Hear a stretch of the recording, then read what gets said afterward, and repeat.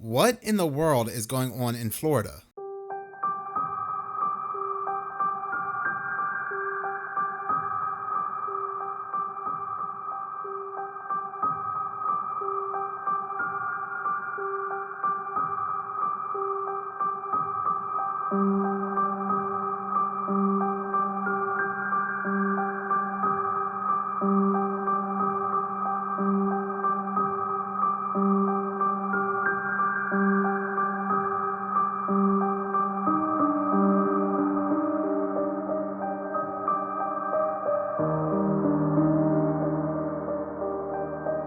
So, I actually saw something very similar to this a few years ago, and I took video footage of it. As soon as I can find it, I will upload it because it looked like something was glitching, something was cloaking. Now, this individual filmed this in Port St. Lucie, and some people are giving a rational explanation saying it may be a gas leak, but Port St. Lucie has been very strange. Matter of fact, I filmed this flying in the skies above Port St. Lucie. It looked like some kind of orange orb or plasma, and it was moving very fast. This next video came from Conscious Juice. He was driving on the Florida Turnpike. He noticed it started getting very foggy and the lights started flickering, and as others noted online, because they had questions about this too, they said it was almost like they were sending off some kind of Morse code.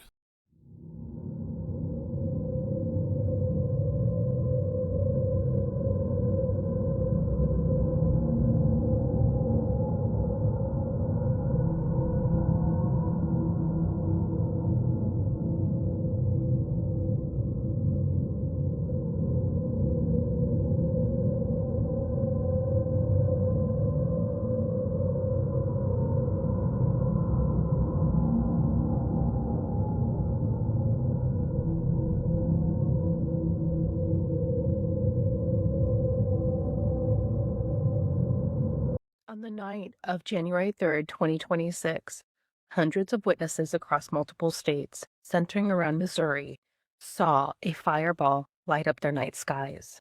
This happened around 6:16 p.m. in the evening, and nobody has an explanation for that. That it was captured on dozens of home security cameras and Ring doorbell cameras.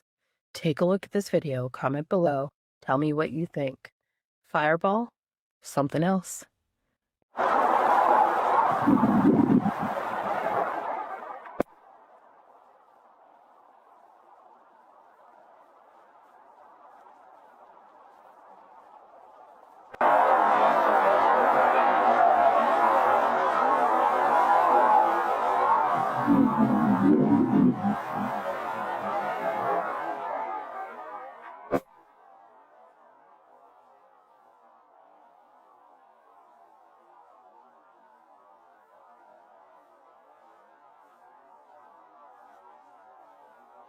That video came from the paranormal chick, and that almost looked like a portal opened up. I'm surprised they haven't blamed SpaceX, but the day prior, on January 2nd, people in all these different states were seeing this very bizarre light in the sky, and the explanation then was that it was SpaceX that had launched in California, yet people in Colorado were seeing it. But yeah, there were a lot of strange sightings on January 2nd, and then the following day, we have this.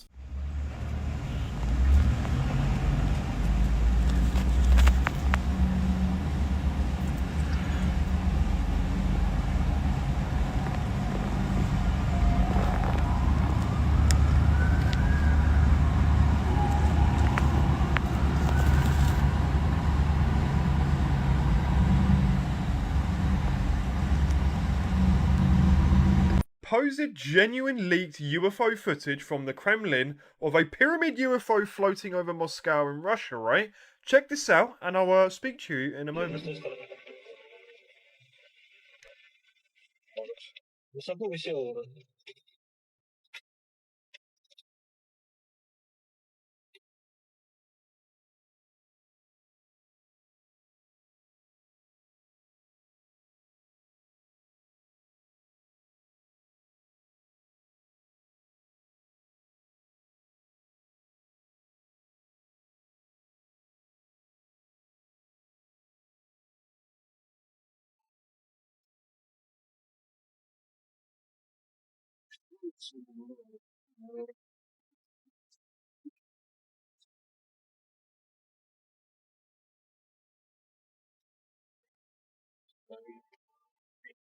Но какая-то огромная, сама по себе.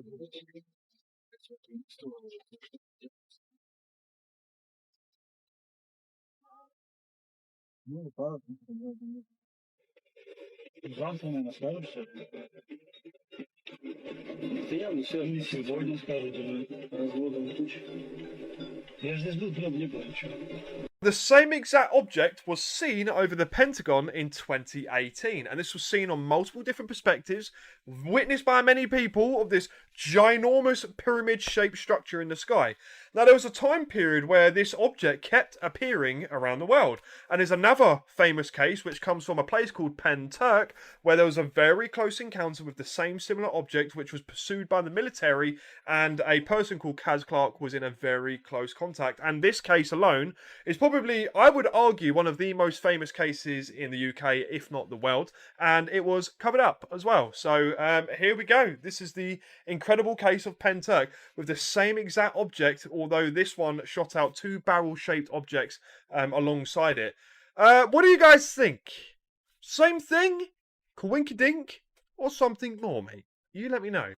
That video came from the Interstellar discussion, and with all these ancient cultures, anywhere from the Americas to ancient Europe, ancient Asia, Egypt, having pyramids, it really makes you wonder how these sightings in the skies of pyramids connect to these ancient cultures. Even outside of ancient cultures, the pyramid is very important to symbolism, hand symbolism, secret societies, and so forth. Even when it comes to Hollywood, the government, the pyramid plays a very important role. So I don't think these are just ships, but something probably far more, and they go back much farther than we can even imagine. Like, for example, think of the movie Hellraiser, the ruler of hell, Leviathan. It doesn't look like a creature, but looks more like a diamond, a geometric shape. And like I said in my last video, Hollywood, they get a lot of these scripts, they get a lot of this knowledge from these three-letter organizations. So if anybody knows anything that's going on, it's Hollywood. But talking about Hollywood, check out this video. Hollywood is just weird.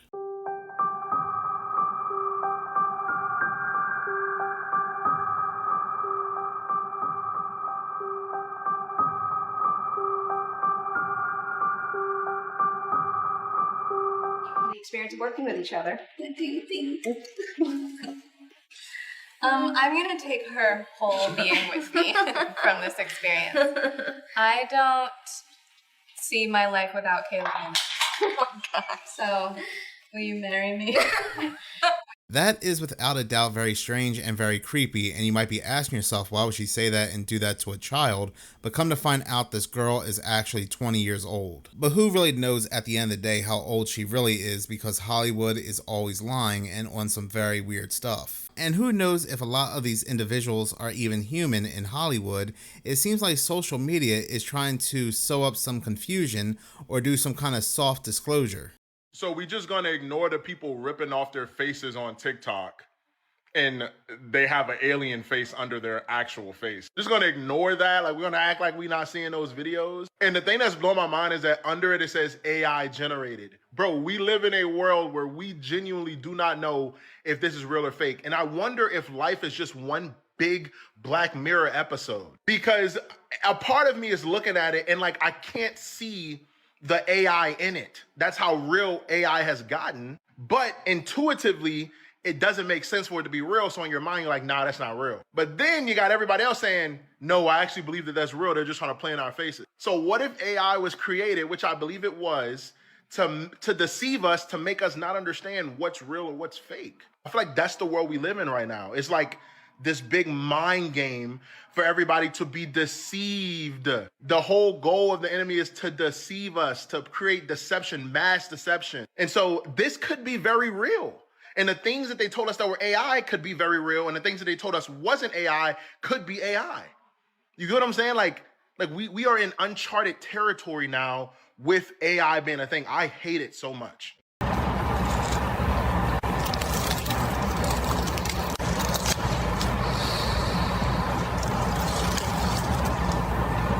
Could it be AI? Maybe. That video came from Zayless for the King, and I believe, just like he believes, that AI has been put here to sow confusion. This is why they gave us very powerful tools like Sora 2 to mask what is truly out there. So when we see something very bizarre on camera, people shape-shifting, taking off their faces and so forth, they'll just go ahead and say, it's just AI. This is also a way to desensitize people, and I also saw this video right here coming from a combat veteran. This video was well before any of these face mask videos. The shoebox, he had the pictures of people being executed, but he also had a mask in the shoebox, and he pulled this mask out, and the mask was a human face, but the human face had the eyes in it, and it was warm.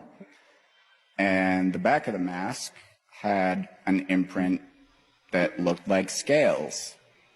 And so this was very bizarre, and the eyes on the back of the side of the mask were not for my eyes, I know that. So it was something that, I can honestly, I'm a firm believer in Socrates' principles of, true wisdom comes from knowing that I know nothing. I don't know what that mask belonged to.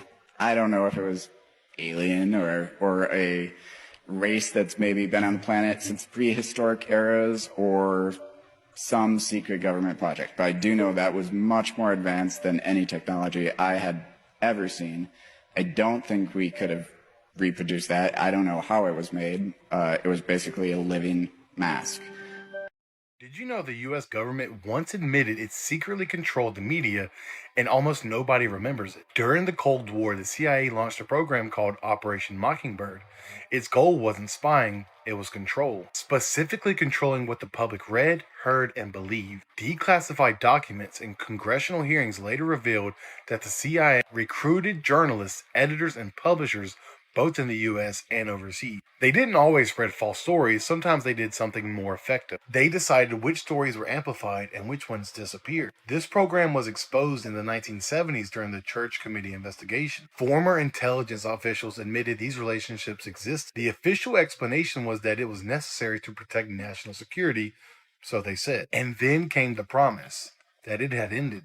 But critics point out something unsettling. If a government once admitted it secretly shaped media narratives, how would the public ever know if it happened again? There wouldn't be an announcement. There wouldn't be proof. There would only be silence. And silence can be just as powerful as a lie. And if that's just the stuff they're admitting, what else could they be hiding? As always, stay weird. That video came from Beyond Weird, and this is exactly what we're seeing with social media today. For the most part, they moved on from TVs and movies, for the most part anyway, and their main focus is mind control, soft disclosures, and so forth through social media, especially things like instantaneously create an adult clone, a humanoid, a chimera, anything. But when it comes to a lot of these people in Hollywood, these government officials we think may have passed away, they create a clone and then they have them take on whole new roles with a different name. That is why a lot of these people look eerily similar on the world stage. Joey Wilson is a father who lives in Sacramento, California, where he and his family have been happily living for the past few years. But not everything has been entirely pleasant at home. Things between him and a quote-unquote neighbor have gotten very strange. According to Joey, there's an old lady who keeps peeking at him through his bushes in the backyard. She often appears in this area, just staring at him from a distance. Now, he's already called police to remove this person from his property, as he believes it could have been an elderly person who was lost and confused. But when police came, they couldn't find anyone, let alone any traces of a person who was hiding. If no one was there, then how is it that Joey was able to record a face hiding in the bushes? Take a look.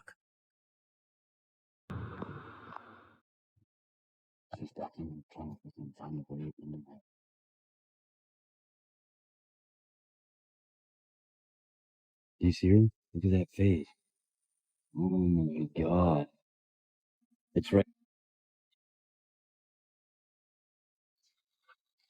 Dude, how scary is that? Oh my god, dude. What the She's crawling through all this bro. The supposed old lady that Joey keeps seeing in his backyard is briefly seen on camera, but if you look closely, something about her seems a bit off. It's the way she appears that might be the reason why so many think this wasn't a stranger, but instead, something else. Whether it's the pale complexion or the unnatural movement of this figure, Joey has found it necessary to build a fence in front of the bushes where it keeps showing up. But even with the barrier set up, the visitations haven't stopped. Because recently, in a photo that Joey snapped, what looks like an arm can be seen resting on a branch where the old lady was spotted. Now apparently, some say that a face can also be seen here, but personally, I don't really see anything else. While it could just be a case of pareidolia, there's no way that the same can be said about this video. Clearly, something is moving, and as Joey and many others think, something about it just didn't feel right. Perhaps nightmare fuel would be the best way to describe what was captured. I wonder if the face only appears on camera and if he ever tried to approach and talk to her, as eerie as that is, because I would be very, very curious why she keeps peeking into my yard. But at some points, that face does not even look human. I have a piece of the Great Pyramid that was taken. Does nobody remember what happened to the crew who discovered King Tut's tomb? If you haven't seen the video I played at the beginning, she basically explains that her son went to Egypt and broke off a piece of the Great Pyramid and brought it back home as a souvenir of sorts. Well, over the course of the following year and a half, their lives would begin to fall apart and her son would even end up passing away. She tries to mail the piece back, but 3 months later, it ends up coming right back to her. So now she's determined to go to Egypt herself to return the piece in hopes that it breaks whatever curse her family has fallen victim to. But this story reminds me so much of what happened to the crew who unearthed King Tut's tomb. The man who financed the excavation was found dead within 3 months after King Tut's mummified body was removed from his burial site. While in Egypt, he had gotten bit by a mosquito, and one day while shaving his face, he reopened the mosquito bite, which led to blood poisoning. And that would be what would claim the very first person of the so-called Pharaoh's curse, which dozens of people supposedly fell victim to. 5 months later, that man's half-brother ultimately died of the same cause after getting dental surgery done. Another man hosted a dinner party at his home in Baltimore where he was showing his friends the items he had collected from King Tut's tomb. About 30 minutes after his guests had left for the evening, his house suddenly went up in flames. He could have escaped the fire, but in desperation to save the manuscript he had been working on, he went back inside and never came out. The name of the manuscript he was trying to save? The Egyptian Book of the Dead. Another man suddenly dropped dead at the age of 46, and that man's father would go on to unalive himself by jumping off from the 7th story of a building. But before doing so, he wrote a note that said, quote, "I have succumbed to a curse which forces me to disappear." The message was allegedly written in his own blood. That video came from Oddities on Elm Street, and my question happens to be, why do people have to constantly mess with things, touch things, and even take things home with them? This reminds me of the whole Hawaii sand situation, where people were collecting sand from Hawaii in the specific beach.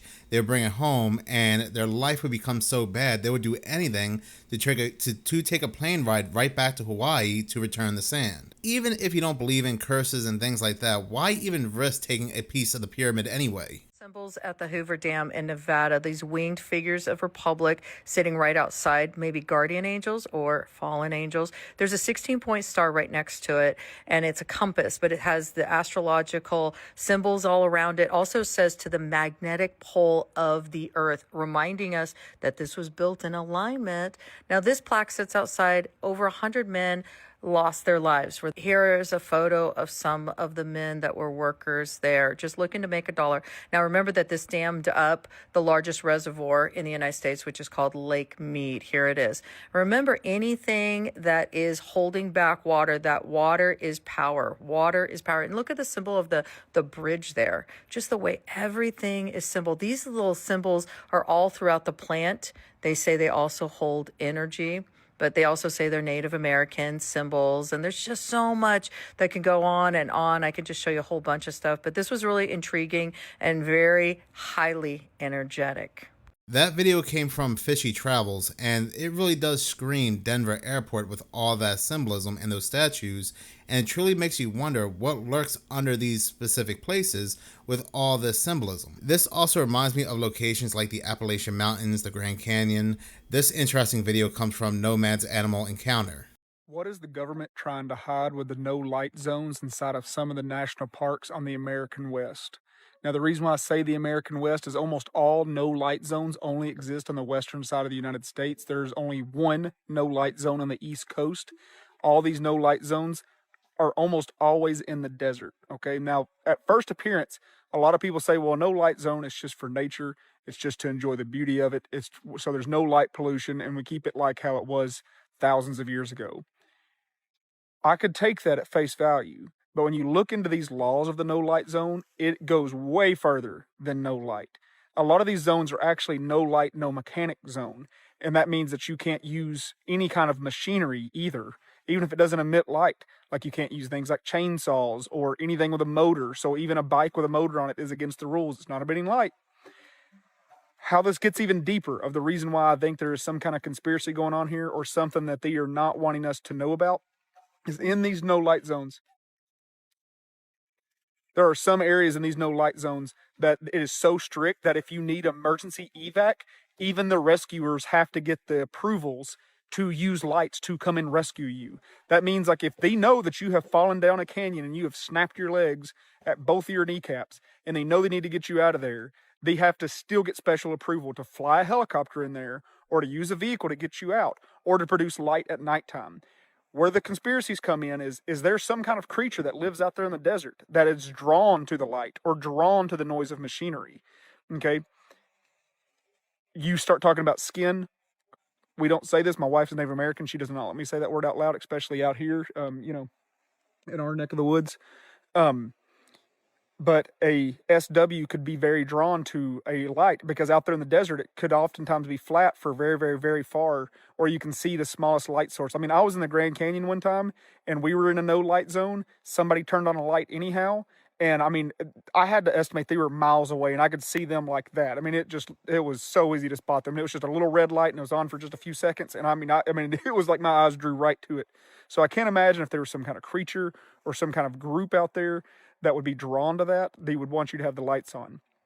Next, you go to these like weird conspiracies like, is there no machinery because that's vibrations? And then you get into the weird stuff like, the sandworms on tremors and like the really weird stuff. But here's the one that I'm intrigued about. In no light areas, like I said, I could see that light in the Grand Canyon real easy. You start getting to the UFO stuff. Could somebody theoretically go into this desert where there's no light so your light would stick out really good and you could almost communicate in some way or, draw them in by flickering these lights? Because out in the American West, that's where like almost all of the super iconic UFO incidences happened. I mean, you're talking about like Roswell and, the whole Area 51 stuff. All that stuff is out there. Is that another reason why they don't want machineries or lights is because they have secret, bases out there like Area 51 and any kind of machinery might be able to detect them or disturb some kind of study they're doing underground. There's so many. I mean, the possibilities are endless. But these no light zones, what got me and what made me really think that it wasn't part of like just experience nature is that if somebody's hurt, you have to get permission for the rescuers to come get you. Like to me, that is so wild because I'm pretty sure that nobody would be offended that like a helicopter came in to rescue somebody that like almost snapped themselves in half from falling down a cliff or something. I don't think anybody's going to be upset about that. But yet, they still have to take special protocols for that to go happen. Strange. The thing about the Grand Canyon, too, is that it's heavily restricted. There are even no flyover zones. It's kind of like Antarctica. You have to really wonder what secrets are in there. In the following video, a young boy falls asleep on the couch after watching TV by himself. The boy's father, known as Oscar Nunes, had no idea that his son was out in the living room during this time. But Oscar isn't surprised by this, given that his son occasionally sneaks out of his room to watch TV while everyone else is asleep. But tonight, on December 1st of 2019, his son quickly realizes that maybe it's best if he didn't stay up past his bedtime.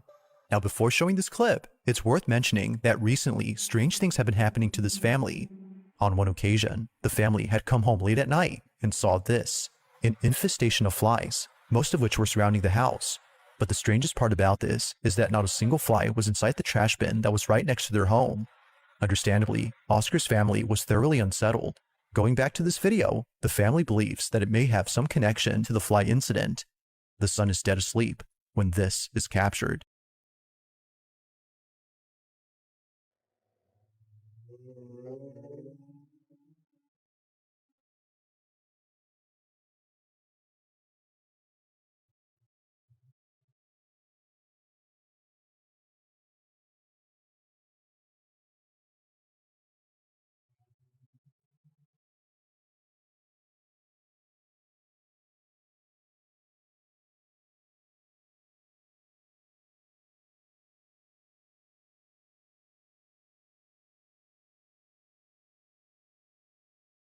Upon checking the cameras, Oscar saw this, a figure standing in the hallway, but no one else was awake during this time. It's 3 in the morning and something appears in the dark. They, or it, just stands there without moving an inch, but it doesn't go unnoticed by Oscar's son, who before this was moving erratically on the couch. But creepiest of all is that the figure somehow vanishes into nothingness. The hallway is now empty compared to before. Oscar was surely creeped out by this footage, and like his family, he believes that this incident had something to do with the fly incident that occurred recently. Paranormal or not, these occurrences are pretty creepy. But until further updates are given, we'll have to speculate for now as to what exactly is going on with Oscar's home. So I had brightened this section up of the hallway, and you can definitely see somebody standing there. You can see the legs and you can see the torso. And when it comes to the flies, that eerily reminded me of that scene from that movie, Amityville Horror. This has to be one of the worst ways to die, for me at least. This is another worst death imaginable. Viewer discretion is advised. Pictured here was diver Parker Turner. Parker Turner was 39 years old and he was an experienced diver. Diving was his passion, which I can just never understand. So this happened in Florida in 1991. It was at Indian Spring, which is in Wakulla, Florida. It has a series of deep, dark caves that you can go swimming around in. Again, I don't get it. It was November 17th, 1991. Parker Turner, as well as 3 other divers, were going into the caves. Parker was partnered with Bill Gavin on that dive. At one point, Parker and Gavin passed by the other 2 divers because Parker and Gavin planned to go much deeper into the system. The other 2 divers at a point had begun to do their slow resurfacing to decompress. And what happened next was something that none of them could have predicted. One of the other divers who was in the process of decompressing, they weren't anywhere near the surface yet, because you have to make periodic stops as you're going up. One of those 2 divers who was decompressing was in an air pocket below a chimney of the limestone ceiling when he let out bubbles from his scuba tank. What then happened was the limestone ceiling above them collapsed, and all of these rocks began to slowly tumble down, and it created essentially an underwater mudslide. Again, this is not an image from the incident. But when this happened, it then creates zero visibility because everything is clouded now. But what those 2 divers who were decompressing realized was that the other 2 divers, Parker and Gavin, were behind where the cave basically collapsed. They were stuck. They were trapped. And where they were trapped, it was dark, it was tight, they were basically pressed in. There really wasn't much room to move. Parker decided he was going to take a risk. He was going to try to get out of this. It was a very long way up to the surface from where they were. And again, you have to decompress or else it could be very bad. But what he did was he took off all of his gear to make himself as small as possible, and he pulled out a couple rocks and was able to narrowly slide through this very narrow opening. And they believe the plan was that he was going to try to swim all the way up to the surface. You can only hold your breath for so long. With every inch he was beginning to frantically swim to the top, it was still so far away. Eventually, he could no longer hold his breath, and the slow process of drowning began. They think he was trying to find the guideline as well, but there was no visibility. And so he would probably spend the next couple of minutes drowning, panicking, and eventually he would die. The other diver would eventually be able to move some more rocks and get himself out with the gear still on him, at least enough to get him to the surface. And Gavin was able to get out of there and he was able to survive. They would recover Parker's body a short time later. And again, this was no fault of his own. I can't say I understand all the science behind this, but what they figured out was the bubbles released from the other diver's tank, it reduced the buoyancy of the water, which increased the weight of the limestone rocks, causing them to drop and then block the entrance to the cave. Air bubbles caused the collapse. I don't think any of them could have expected that to have happened. And all I can hope is that he did not suffer very long. What is so scary about this story, and this video comes from Making a True Crimer, is that you can be very experienced doing this for years, have all this knowledge, and it can take the slightest thing to go wrong underwater, or even in the skies when you're flying a plane.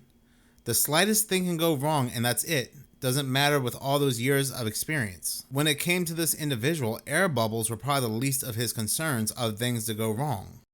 So I just stopped to eat some lunch. And, well, you may think that I'm in a crowded parking lot right now. You think that people are getting in and out of my vehicle right now. No, I'm on top of a hill. In my prior videos, everybody wants to say that I'm surrounded by trees, and that is what is setting off all my sensors to show all the people, right? No. Like, look, there's this one little tree right here, right there. But everywhere else is dead trees. Is my truck actually picking up forest? Oh my God. They're in the bed of my truck. How are there so many? How are there so many?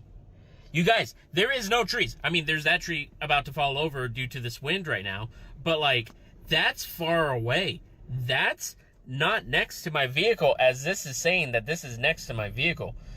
Everybody's like, oh, it's trees. It's just picking up the trees. No, this is forest spirits. Like, let's look at my cameras. Let's look at my cameras real quick.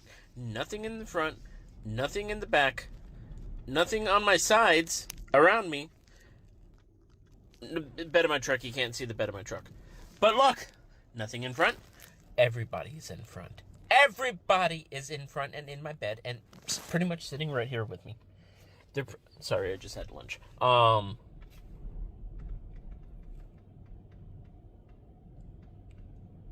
My truck is haunted.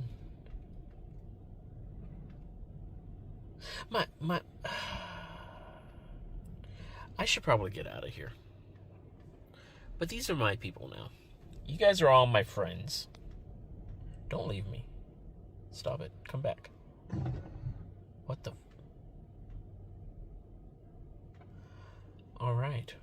There could be multiple theories behind this as to why he's seeing all these people when they're not there. Another thing could be is that it's glitching, but it's also very possible, and I do wonder if these vehicles, these electronics, can pick up alternate dimensions crossing over. Maybe where he is in another dimension is an area filled with people walking back and forth. You never know. Thank you so much for watching. If you like this channel and you want to see more, please subscribe. If you're already subscribed, please like, as any engagement does help the channel grow. Once again, thank you so much for your support.